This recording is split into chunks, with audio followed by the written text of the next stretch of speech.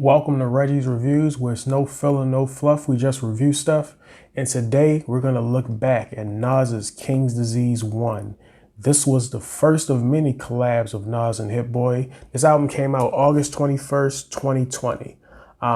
It was dope listening to this back, 'cause I haven't listened to it in its entirety in a while. I was still playing songs from it, obviously, but I hadn't actually listened to it front to back in a while. And I mean, the album is excellent. I think this album actually gets underrated because of the amount of albums that Nas and Hit Boy put out together and the quality of what was to come. I think that's why this album gets underrated. But this album is actually really good, and it was really dope listening to it again. Talking about stuff that I liked about the album, the first song, King's Disease, the opening song, great song. I love the soul sample in there. Nas is just killing it. It's the perfect beat for him. I love the bar, QB on my chest, smash the stainless, amazing grace, I'm gracefully Asian. Like, that was a great line, very well put together, so I love that song. Blue Benz is a straight banger. I love that beat. It's probably my favorite beat on the album, and Nas does a great job of just mixing in that grimy but still smooth lyrics. So yeah, Blue Benz is definitely probably my favorite beat off the album. I love Blue Benz a lot.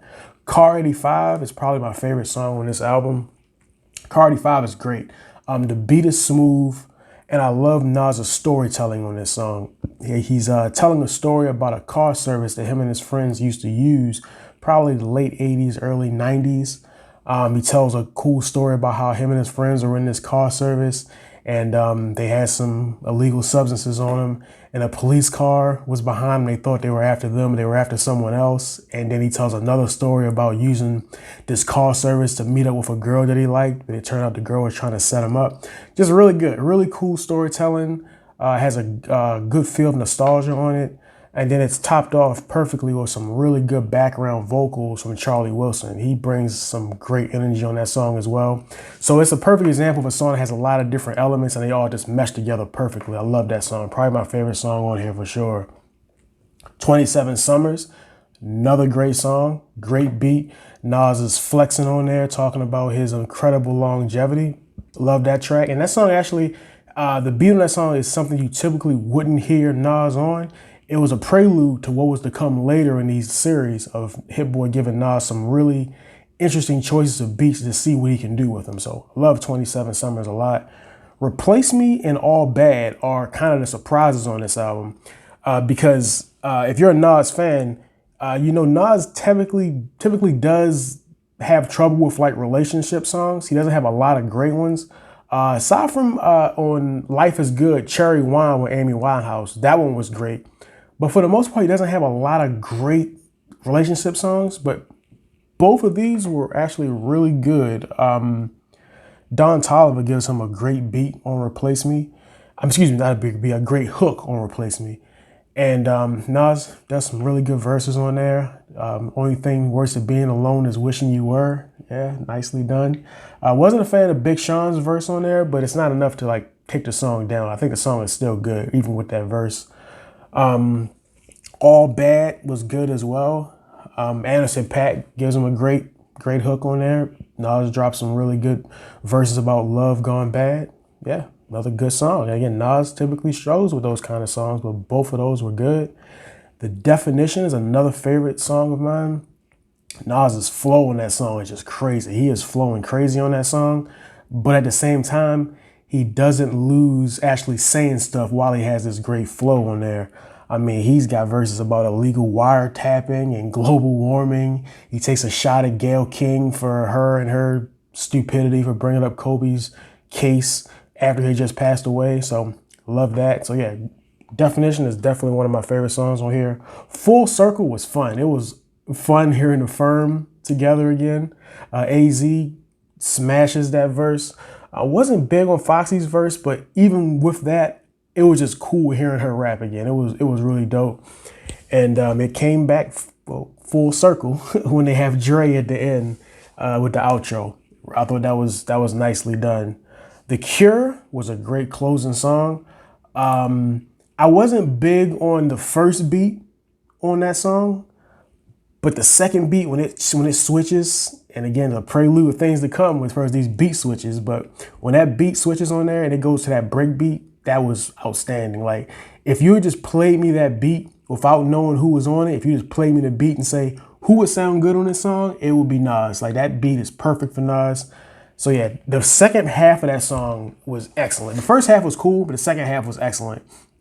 And then you actually have a bonus song, Spicy, which again isn't the typical song you would expect Nas to go crazy on, but I love that song. The beat is good. It just has a good feel to it. It's just a straight banger. I wasn't big on Fabio Foreigns' verse, but again, still a really good song. So yeah, a lot to like about this album. Like, listening to it back, it was very consistent. There's not a lot of lulls on here. It's good. I liked it a lot. That I think about things I didn't like about the album, and there's not much, honestly. Like, there's not much I didn't like about this album, honestly. I will say, To the Wars one is a good song. I do like the song. It's not something that I would skip, but their styles do clash. Lil Durk and Nas' styles are just so vastly different, and they clash. Like, when you hear him come on and it goes back to Nas, it doesn't quite mix that well, in my opinion. And I also think that because it's such a positive song, the messaging of the song, talking about black mothers and their struggles and how strong they are, I think that's a great message on there. But it was kind of odd for him to take the little subliminal shot at Khalees on a song like that, because I don't know, like, for a song like that, I think you probably could have left that out. But still, it's still a good song. I wouldn't skip it, but this is just some of the things that kind of about that song didn't quite work for me. Ultra Black is my least favorite song on here for sure. It's honestly the only song that when I was bumping this album in its run, I did start skipping that song. It's not a bad song. It's just these kind of songs I've heard done better. And again, for it to be a celebration of blackness, taking a shot at Doja Cat just felt out of place. I didn't quite see why that would be in a song like that. Like, to me, that wasn't necessary. And then when Nas was called out about it, he just said, I was just rhyming words. And it's like, nah, you weren't just rhyming words. Like, there was something he was trying to say there, and I don't know. But really, that's the only things I really can say about this album that I didn't like. It is very good, very consistent. There's not a lot of bad moments on here. So yeah, this album is good. Scale of 1 to 10, I would say about an 8.5. Anything over a 7 gets the Reggie seal of approval. So this album definitely gets that. I would give it about an 8.5 out of 10. My favorite songs on here, I would say Blue Benz, Car 85, 27 Summers, and The Cure. This is Reggie's Reviews. Peace and love.